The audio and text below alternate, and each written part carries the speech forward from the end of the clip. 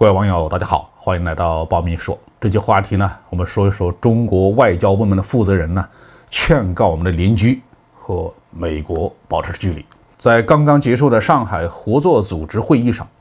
中国的外交部长表示，上合组织成员国应该坚持战略自主，加强团结互信，应该坚定地相互支持，维护主权、安全和发展权利，反对外部势力干涉地区事务和发动颜色革命。外电评论说中国一直是通过反复的敦促美国的盟友和伙伴保持战略自主，规劝他们与美国保持距离。这不仅仅是为了中国的利益也是为了这些国家的未来着想任何一个国家如果和美国走得太近，并且与美国合谋来反对另外一个国家，下场都不会太好。第二次世界大战结束以后，美国在全球范围内扶持了不少亲美政权，其中有许多是美国亲手推翻的。那些依靠美国成立的国体和政体现在依然存在的国家，大多需要在政治、经济和外交这些问题上付出巨大的代价。欧洲看起来是美国的最佳盟友经济繁荣，技术发达，民众的平均生活水平很高但是冷战结束之后，美国为了打压欧元、收割欧洲，先后制造了波黑战争、南斯拉夫战争，引发了难民潮。最近呢，又制造了乌克兰战争，让欧洲离安居乐业是越来越遥远。在亚洲，日本和韩国大概是美国最佳盟友的样板，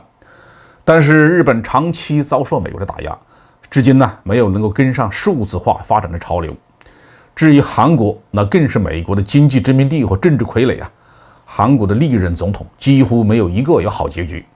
不是坐牢就是自杀，或者是被他杀。第三世界国家亲美政权的下场那就更惨了。比如说南越的吴廷艳政权，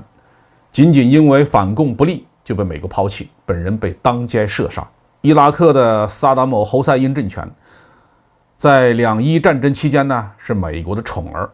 但是冷战一结束，美国就把他列为反派。1991年和2003年2次出兵攻打伊拉克，最后把萨达姆本人送上了绞架。伊朗的巴列维国王干脆把国家交给美国人治理结果弄得民怨沸腾，最后呢只能流亡海外。对于印度呢，美国人用的手法更隐蔽一些。1962年中印自卫反击战之前，印度的总理尼赫鲁访问美国，与美国总统肯尼迪那是相谈甚欢呢。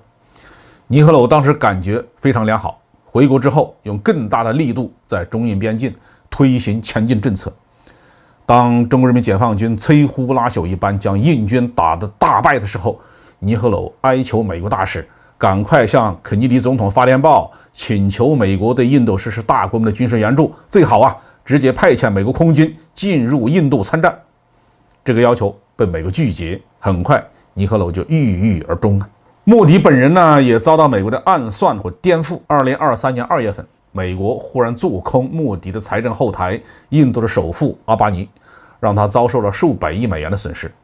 英国媒体呢也煽风点火，指责莫迪在克什米尔等地区对穆斯林搞种族屠杀，让莫迪一时非常狼狈。但是莫迪老仙儿功夫了得最终还是化解了这次危机。但是和美国人搞在一起，风险就会始终存在，哪怕是最忠诚的代理人，也难免透死胡喷的待遇。所以中国外交部负责人对印度的警告是非常中肯的。中国与印度之间虽然有着严重的主权和领土分歧，但是并不希望印度因此而全面倒向美国，也不希望印度遭到美国的颠覆而产生政治动荡。中国外长的警告对于中国其他周边国家来说有极强的现实意义。目前菲律宾政府与韩国政府背弃了与中国的友好合作的关系，转向支持美国的反华政策。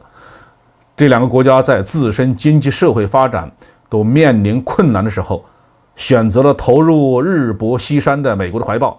让人怀疑这两个国家的执政团队是否能够认清当今国际政治的发展规律。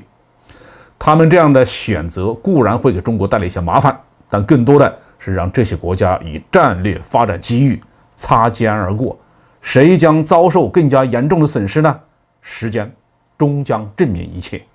好，这期话题我们就说到这里。